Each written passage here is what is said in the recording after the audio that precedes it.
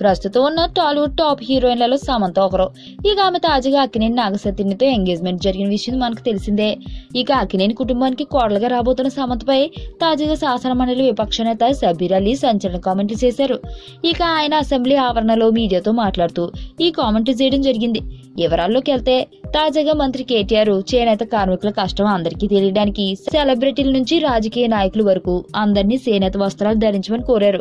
అయితే ఇక చాలా మంది ఈ వస్త్రాలను ధరించే సోషల్ మీడియాలో ఫోటోలు కూడా పెట్టారు. అయితే కేటీఆర్ తెలంగాణ చేనేత వస్త్రాలకు బ్రాండ్ అంబాసిడర్ గా సమంతని ఎంపిక చేశారు.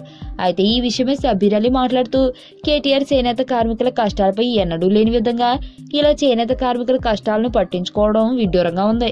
ఆయన ప్రాతినిధ్యం వహిస్తున్న సిరిసిల్లతో ఎన్నాళ్ళు చేనేత కార్మికులు ఎంతో కష్టపడ్డారో ఆయనకు తెలీదా అని ప్రశ్నించారు.